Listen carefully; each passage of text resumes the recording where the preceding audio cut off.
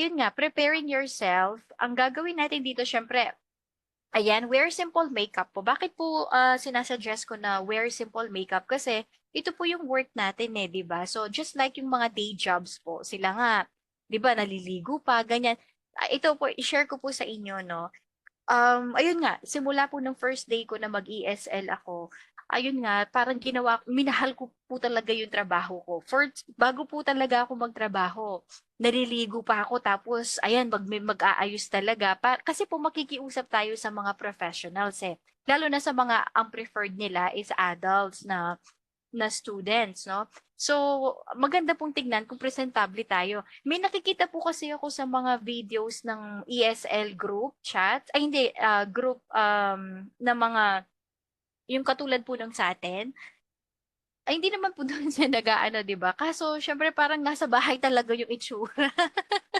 Siyempre, first impression last, 'di ba? So kailangan naman po medyo para maging attractive tayo. Hindi lang attractive kasi yung parents din meron din po kasing parents na meticulosa, ganyan. Tapos makikita nila kung untidy tayong tignan, ganyan. So napaka-importante po nung kahit papaano presentable po tayong tignan. Tidy up hair. Ayan, while having classes, pull hair into ponytail. Parang mas maganda, wala po yung mga nakasablay yung buhok dito sa shoulders, ganyan. Pero it's up to you guys. Okay lang po kung gawin po natin yun sa gusto natin. Kaso, um, you will feel comfortable kasi, tsaka parang napakalinis mong tignan kapag naka-ponytail po tayo kasi nga nakikipag-usap tayo sa mga bata, wala ka ng inaayos-ayos na buhok, ganyan. Tapos pag minsan mainit pa, 'di ba? So, much better kung neat and clean po talaga tayo mag-a-appear. So, ako suggestion lang po. Ayun. Tapos, maintain a good posture. Ito po napaka-importante. Hindi naman po porke nasa bahay tayo, ganyan, yung parang nakakuba tayo na parang komportable, komportable tayo. Maintain a good posture. Kung 4 hours yan, talagang kailangan, ayun, maayos po yung upo natin. So, for example, eto po yung maling example dito sa left side. Ayan. So, napakapangit po. Tignan. Tsaka, parang sa ano po, katulad dito sa sa pag straight body ka, sit erect ka talaga, parang may effect po kasi yun sa atin, 'di ba? Yung parang sa isip natin, kaya ko 'to, parang gano'n. Parang may nagsasabi sa isip natin kasi parang naniniwala ka sa sarili mo, parang everything will follow, 'di ba? Kaya yan po yung mga proper way, yung mga first steps po na gagawin natin. Ayan, napaka-basic po. Tsaka kahit po alam natin, syempre dun po sa mga iba na hindi po masyadong prepared sa ganito, kailangan po yung mga ganyan na mga na mga bagay para sa pagtuturo natin. Ayan. Tapos, ano pa ba? Ayan, example din po to. So, ito po, yung actual na teacher, ewan ko kung teacher siya kasi ang gulo ng hair niya.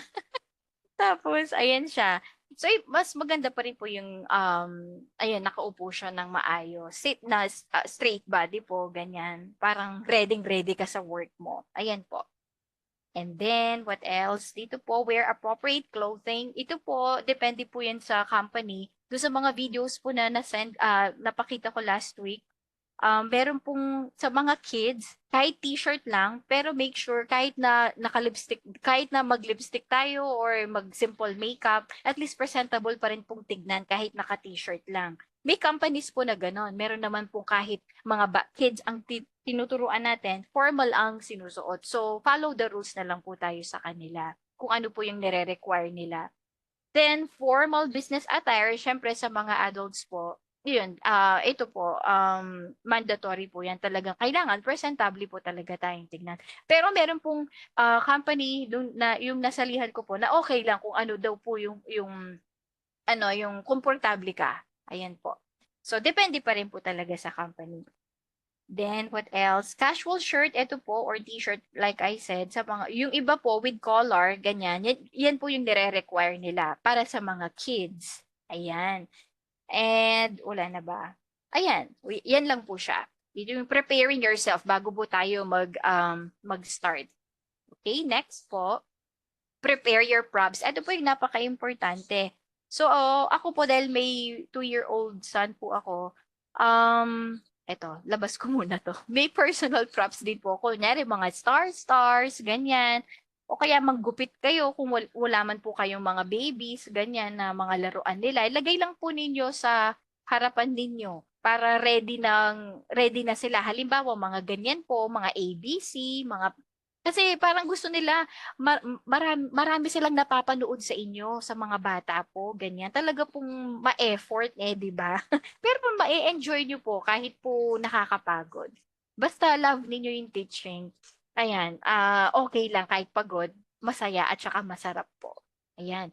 So, yan po yung mga ipe-prepare kung gusto niyo ng yung mga props na ganyan or yung tinatawag, ayan po, sorry, ito muna pala, si ate. Ayan, kung ganito po yung itsura ng ano ninyo, lamesa, ayan, ilagay nyo lang po sa tabi ninyo yung mga props ninyo para madali silang ipakita, bola o mga sasakyan, ganyan. Kasi papakita ninyo, matutuwa na po yung mga kids nun. Ganun lang po.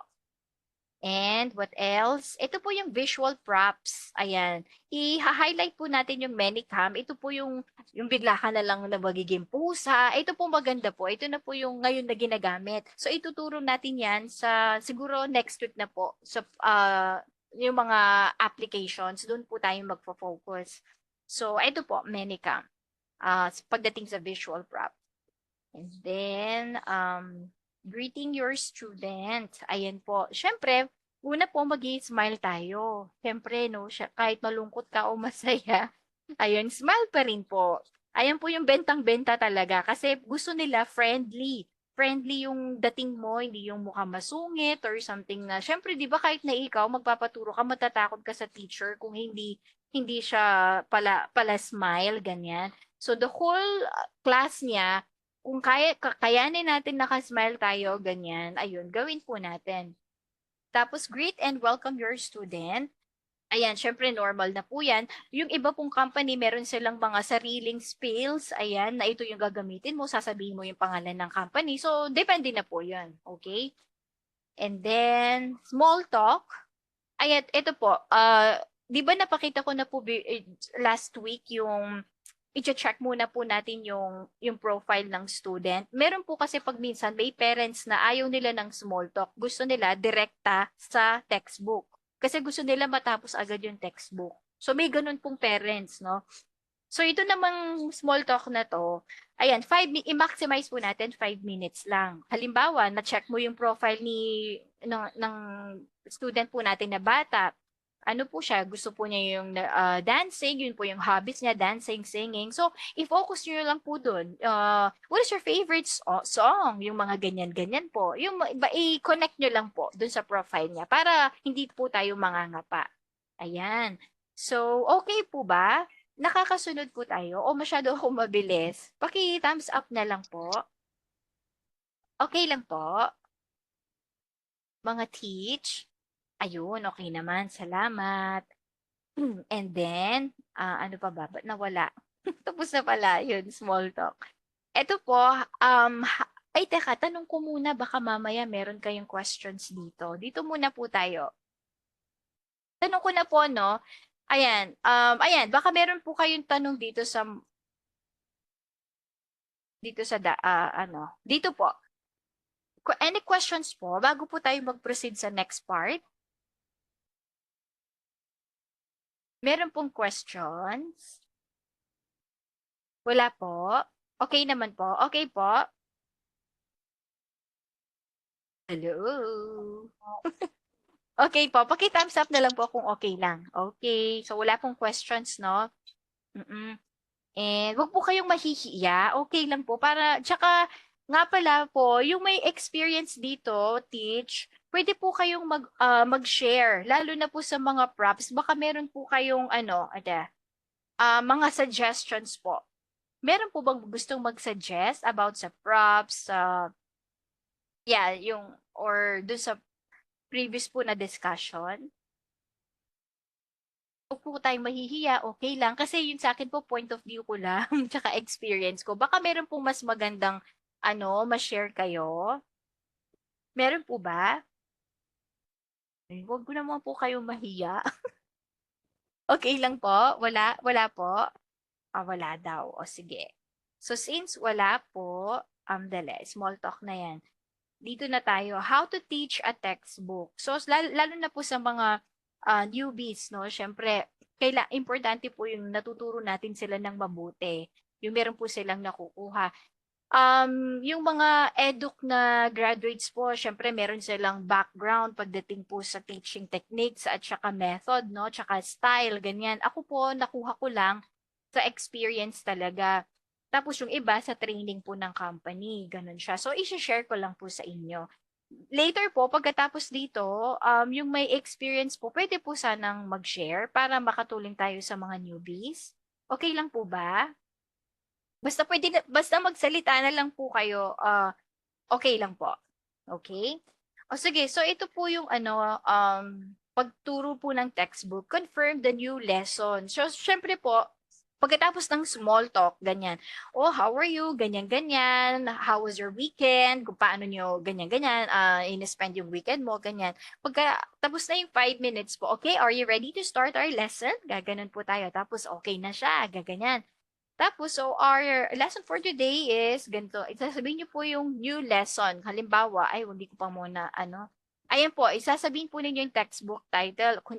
Example, Open Up 3. So, our textbook today is Open Up 3, Level 2, Unit 1, page 65. Is that correct? Gaganon ka po. Kasi katabi naman si mommy. Tapos, pag di siya sumasagot, Mommy, is that correct? Gaganon kayo. Sasagot naman po si mommy. Ganyan po. Kahit same din po sa mga adults, ganito din po siya.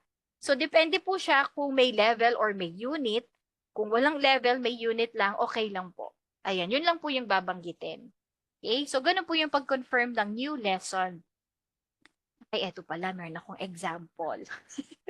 So, ito po yung, ay, bakit feedback template na to? Wait lang, nagkamali yata ako.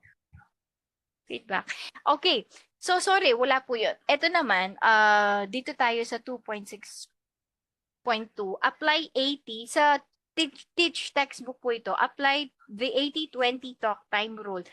Pwede pong malaman kung sino po yung familiar sa 80-20 talk time rule sa mga may experience po. Pwede pong pakishare. Teach, please. Nasaan na kayo? Okay po, mag-share kayo. Ano po yung 80-20 talk time rule? Para alam po ng mga newbies natin. Meron po gustong mag-share? Ay, wala talaga. Sige po. So, 80-20 talk time rule, ito po yung 80% manggagaling sa student, 20% lang po yung pag-talk natin. Ito po, yung based po sa experience ko, ay mamaya si Ask Google. Based po sa experience ko, ang ginagawa ko po, puro tanong lang. So, kunyari, nagbasa siya ng article. Syempre, reading comprehension after that, no? So, yung topic na yon, i-relate nyo po sa experience niya.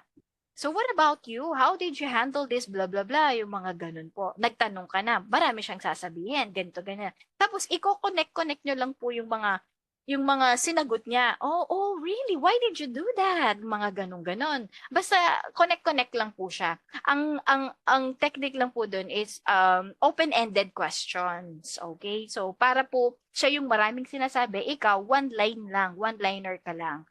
Dahil question lang po yung tinatanong ninyo. Yun lang po yung sa akin. Meron po bang ibang suggestion? Wala po. O, sige po. Next na po. Ito po si Ask Google. Kayo po ba, sa mga may experience din, gumagamit po rin ba kayo ng Google? Yes po. Paki-thumbs up lang po. Kapag actual lesson po. Yes, syempre naman po. Lahat po tayo. Kasi hindi naman lahat alam natin, di ba? So, kung talaga genius na genius tayo, di ba? Hindi natin kailangan si Google. So kapag ganyan po, pag nandiyan na yung textbook, ang ginagawa ko po, ino-open ko po yung Google ko. Naka-ready yan. Kasi may tinatanong si student na, what teacher, what is the meaning of ganyan-ganyan? Siyempre kapag minsan, ano kasi yung synonym pag minsan, simple word lang, di ba? Hindi, ano yung synonym nun, iisipin mo. So, dapat po dito, ang advantage dito, yung, ng mga mabibilis mag-type, yung parang, ayun nga, mabilis ka. Ako po kasi mabilis mag-type.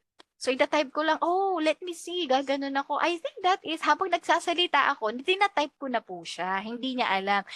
The other word for that, halimbawa, diligent, ayan, is hardworking. Gaganon ka. Akala niya magaling ka na. So, kailangan po, naka-ready si Google. Ayan. Ayan. So, na hindi nakikita sa screen kasi yung textbook lang ang i-share natin. Okay?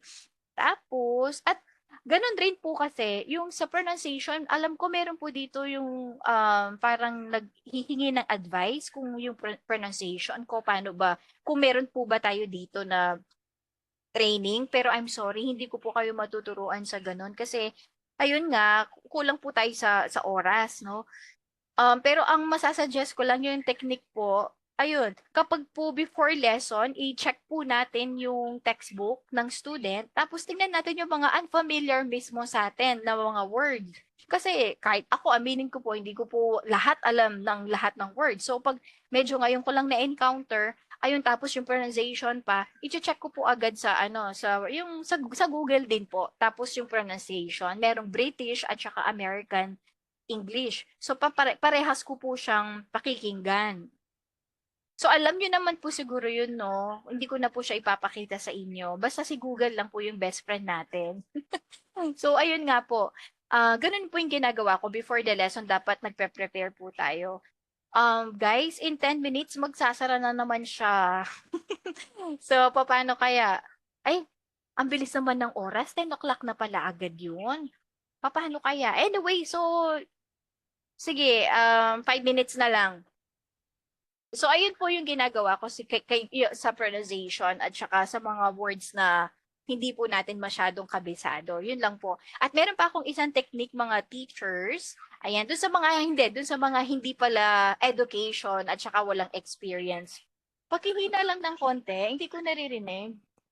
Pakihina lang konti. Paul, pakihina.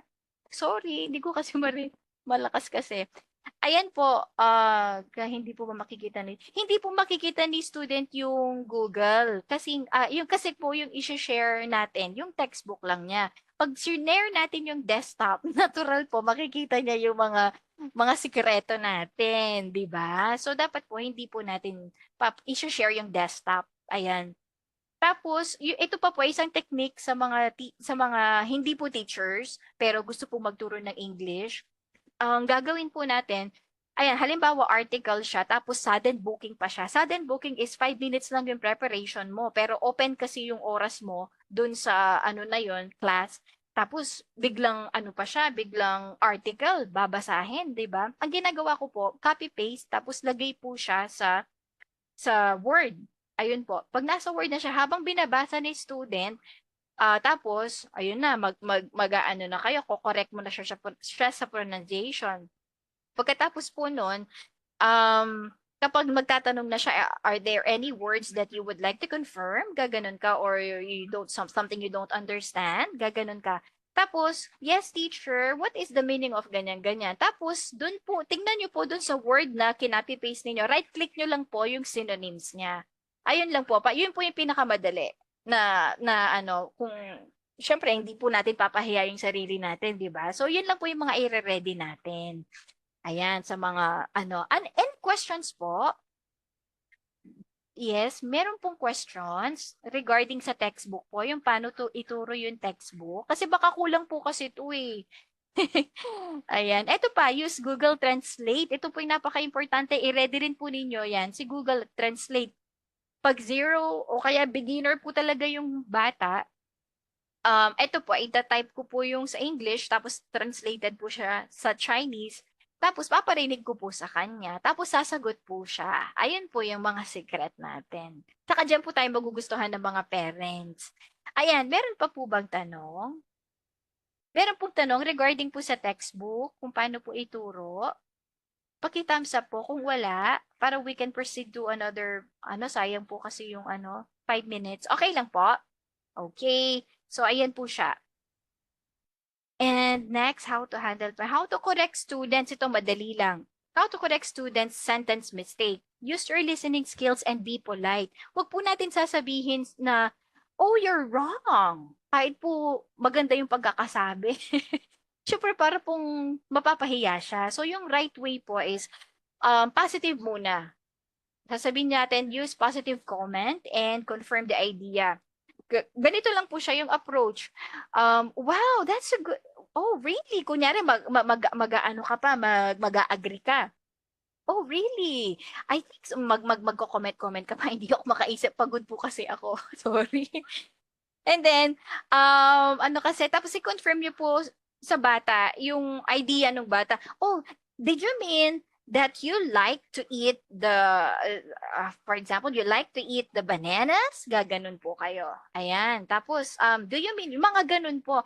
Tapos, yes, teacher. Oh, I see. Oh, I think the right way to say just to say is, gaganon ka. Tapos, itatype nyo po. Ayan. Itatype nyo yung, parang hindi halata na kinorek mo siya. Kasi, syempre, yung iba po sensitive, lalo na, ano yun, basta kailangan, ano tayo, polite pa rin po tayo kapag kino-correct natin. Kasi ayaw din po natin yung mapahiya na, oh, you're wrong. That's not right. Huwag po natin gagamitin yung mga ganun na phrases. Okay? And what else? Dito na po tayo. Teka lang. Rephrase the sentence or expand their vocabulary. Ayan po, yung sa pag-correct ng students, rephrase the sentence. Halimbawa po, mali po yung sentence niya. Na imbis na she don't want to have dinner, for example. Oh, you must say she doesn't want to have dinner. Gaganon. Hindi. Hindi pala ganon. Sorry po. Sandali. Rephrase the sentence. Yun po. Okay, so confirm the idea. So did you mean ganito, ganyan? Tapos, okay, let me help you with that. Gaganon ka. Yun po yung right way. Let me help you with that. So, you said, ano kasi, she don't want to eat lunch. Gaganon ka. The right way to say is, gaganon ka. Gaganon po. Parang hindi halata. Or expand their vocabulary. Ayan po. Meron pong makakasuggest ng paano mag-expand ng vocabulary? Mga teach po na may experience, pa-share po, paano po tayo nag-expand, tinutulungan ma-expand yung vocabulary ng students? Hello po, Teach Vicky. Yes po. Ako po. Ay, sige, Um, salamat. Yes, okay po. dear. Ma-share ko lang po na sinasuggest ko po sa students to study one new word from the dictionary na Mhm. hindi po familiar sila, then Mm. learn their meaning, pronunciation, and spelling, then use them in sentences po daily. Oo nga, no? Yun po yung ina-advise ko. And then during discussion naman po, Mm. um, nag-use ako ng mga words na mas higher level po, kumbaga medyo advanced. Then pag Oo, nagtanong oo. po sila, Mm. tsaka ko po ini-explain in simpler Way, oo. words po. Oo Opo, nga, no? ganun Oo po. nga. Ayun, thank you. Si Teacher Emmeline. Ayan. Meron pa po ba sa mga may experience? Thank you so much, Teach. Meron po ba? Welcome Meron pa po. po? Okay. Meron pa po ba sa mga may experience? Paano mag-rephrase na sentence or expand their vocabulary? Asking them to create their own sentence using the word. Ayun, tama si Mark. Ayun, ganun din nga. Yeah, would you like to use this word in a sentence? Yung mga ganun po ba, no? Yes po. Tama po si Sir Mark or Mike, sorry po. Ayan, ganun po nga siya. At ayun, pinapa-practice natin in a sentence yung words na natutunan po nila. Ayan, meron po tayong 2 minutes remaining na lang. Parang bibitayin tayo. Ang bilis wala ng oras. Suggest new vocabulary word or phrase. Ayan. Parehas na rin para yun. Teach quality, not quantity. Madali lang po. 2 minutes na lang. Teach quality, not quantity. Ako po kasi, yung isang textbook, as much as possible, ayoko pong ubusin sa isang oras. Ay, sa isang klase. Kaso may parents po na gusto nila one time meeting tapos po siya. So, mahirap po talaga yun. Syempre gusto natin may na-acquire na information or may nalalaman yung mga bata, di ba? So, napaka-importante niyan. Ako po, nire-review ko pa. Pag regular student siya, kinabukasan, i-re-review ko siya yung kahapon na inano namin para titignan ko kung na-master niya yung mga napag-aaralan namin. So, ganun lang po yung mga technique, no? And then, 1 minute na lang. Ask Google ulit. Google Translate. Sorry. Kaya lang, saan na ba tayo? So, madali na lang. Ito po, how to write feedback. Since 1 minute na lang. Sandwich feedback method. Hindi na po tayo aabot siguro sa discussion. So, what do you want, guys? We can continue this next week. Okay lang po ba? Yes po. Nakakabitin, no? Parang kulang. Okay lang. So hopefully yan po sa mga newbies po lalo na sana makita pa po tayo ulit next week. At kung sino man po yung yung nakapag-record nito, sana isend na lang po sa sa GC natin para ma-share natin dun sa mga hindi naka-attend na umuulan tsaka walang power. Okay po ba? O sige, yun lang po. So thank you very much. Tuloy po natin to next week. Tapos tuloy na rin po natin yung ano pangalan nito? Ayan, Q&A. Sana meron na pong magtanong. Ito po yung napaka-importante, paano gamitin ng Classin, Zoom, at saka Voove Tencent po. Next week na po yan, kung saan po tayo aabot ulit. So, matulog na po tayo. Sana po nakatulong po yung experience at saka sharing ko today. Thank you po sa inyong lahat. Sa GC na lang po. Bye-bye. Teach 30 minutes pa lang. Ay, totoo, Thank you 30 po. minutes pa lang ba? Guys, 30 minutes pa lang? Ay, Yes, oo nga, Tish. no? Opo. 9:31 Ay, pa oo. lang. Yes po. Ay, sorry. Sige, balik tayo ulit, no? Sorry. O sige, i-close ko muna kasi magko-close na din to. Balik tayo ulit. Thank you. Enter na lang po. Thank you.